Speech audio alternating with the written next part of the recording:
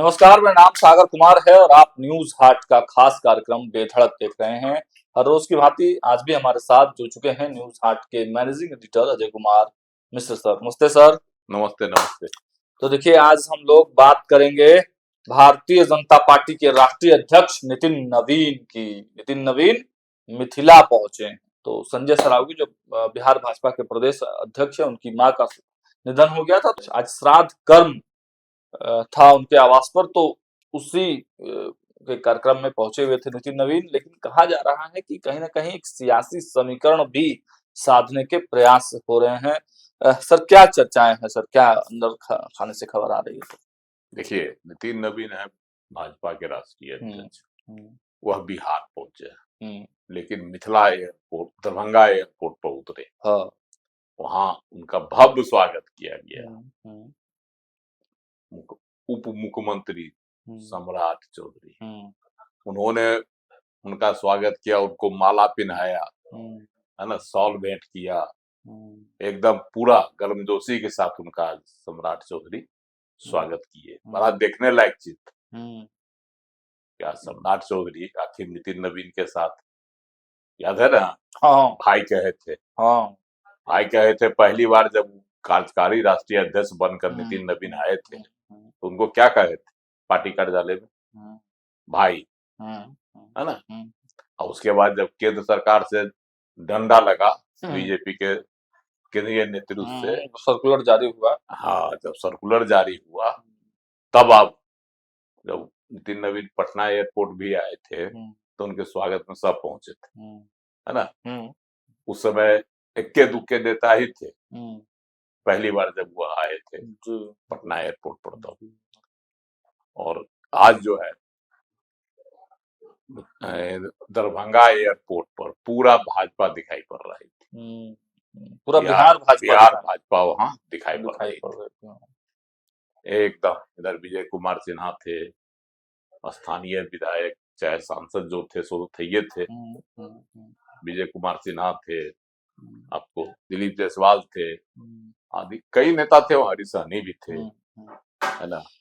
तो ये लोग तो थे, लेकिन केंद्रीय प्रदेश स्तर के भी कई नेता थे, जिनमें सम्राट चौधरी सबसे प्रमुख थे और विजय कुमार सिन्हा।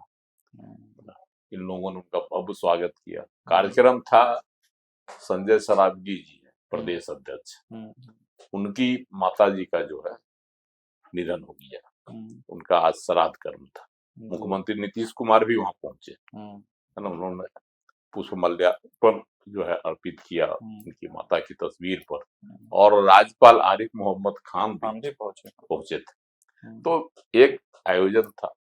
लेकिन कहा जाता है कि जो चर्चा है कि संजय सरावगी प्रदेश अध्यक्ष हैं और नितिन नवीन राष्ट्रीय अध्यक्ष हैं पार्टी के, इन लोगों के बीच जो है वहीं पर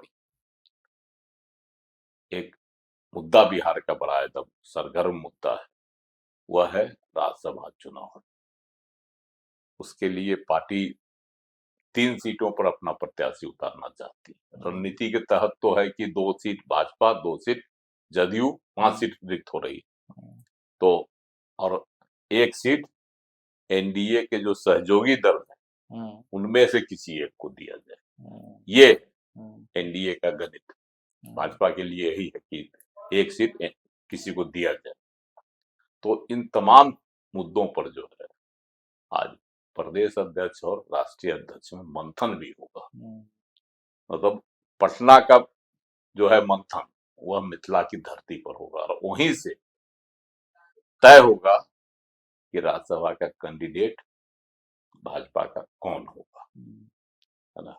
इसकी भी संभावना है। और उसका जो है मंथन करके, विचार करके, है ना, नितिन नवीन यह भी संजय सरावगी से जानने की कोशिश करेंगे कि कौन कौन लोग जो है प्रत्याशी बनने के लाइन में खड़े हैं। उन नामों पर की भी चर्चा होगी। इन तमाम बिंदुओं पर मंथन के बाद जब बिहार आ रहे हैं केंद्रीय गृह मंत्री अमित शाह, 3 दिनों के दौरा पर आएंगे सीमांचल, है ना? तो कल ही तो आ रहे हैं 25 को।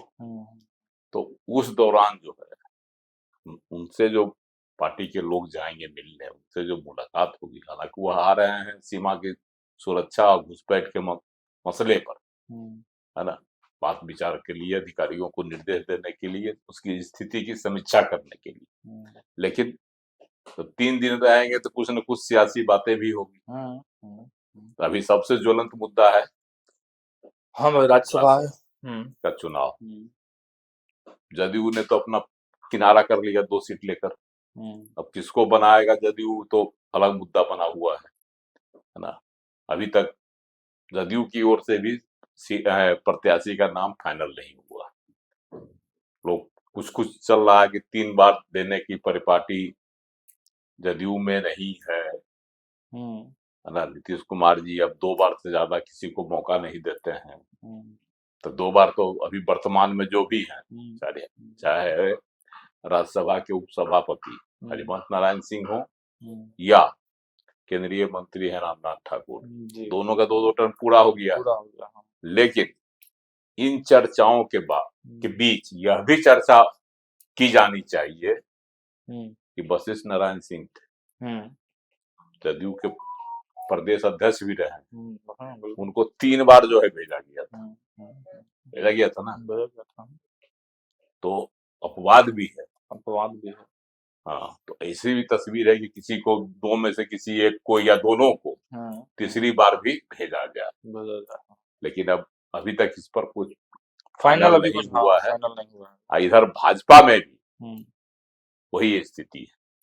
अभी तक यहाँ भी फाइनल नहीं हुआ। लेकिन एक जो ग्राफ है खींचा हुआ लाइन देखा, वह है कि एक सवर्ण, एक पिछड़ा और एक दलित, 3 सीट जो इसके हिस्से में आने वाली है, उसमें एक दलित को दिया जाएगा। यह एक सिंपल फॉर्मूला बना हुआ है। तो अब है कि तीनों में से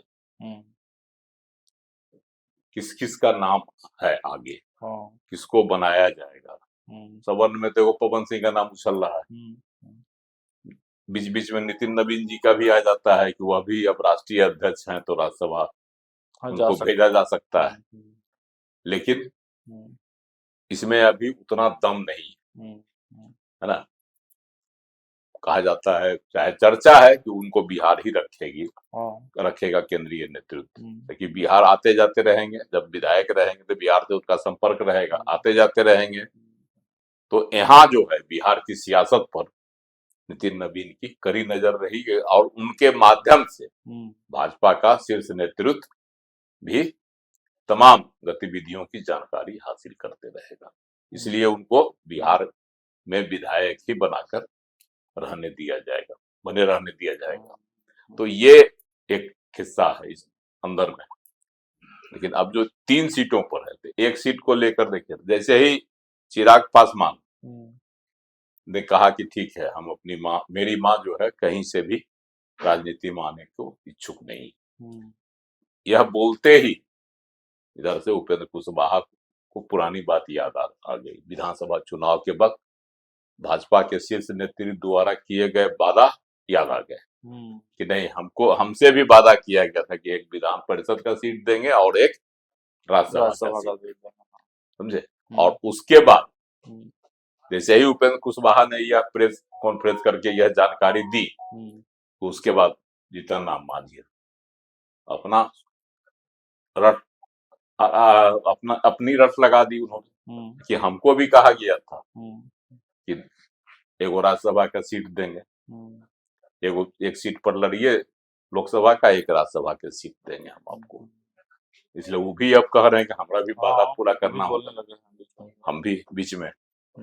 तो इधर हो गया चिराग पासवान की ओर से भी है, उन्होंने तो सिर्फ पार्टी सूत्रों का जो कहना है, माँ के बारे में उन्होंने कहा, दावेदारी कहाँ छोड़ी। पार्टी के तरफ से एक दावेदारी तो है ही, सबसे ज्यादा विधायक उन्हीं के है, मतलब तीनों में से, मतलब इन तीनों में से है सबसे ज्यादा उन्हीं के 19 विधायक है उनके, और LJPR। तो उस परिस्थिति में उनकी भी दावेदारी है। अब ऐसे हालात में नितिन नवीन जी संजय सरावगी की शादियां जानना चाहेंगे कि बिहार में कौन कौन लोग जो हैं कि दावेदार, उन दावेदारों की सूची लेकर वह केंद्रीय नेतृत्व के साथ बातचीत करेंगे, उसके बाद सीट फाइनल होगा, नाम सामने आएगा। उसकी अब तो 2 दिन के बाद नामांकन शुरू हो जाएगा 26 से, इसलिए जो है 26 फरवरी से ही है, और 16 मार्च को अगर जरूरत पड़ी तो 16 मार्च को जो है वोटिंग होना। चलिए, तो देखिए पूरा हालांकि यह परिपाटी रही है कभी तक बिहार में सर्वसम्मति से ही राज्यसभा का चुनाव होते रहा। देखना है कि इस बार कहीं चुनाव की नौबत ना आ जाए। तो देखिए इस बार परिपाटी जो चली आ रही है, क्या उसमें ब्रेकअप होता है, टूटता है वो परिपाटी, क्या चुनाव होते हैं?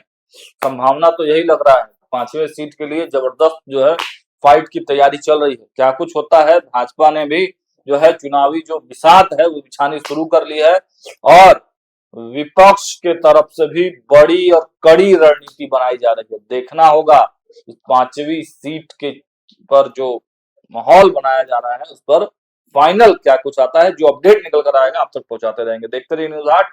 बहुत बहुत धन्यवाद।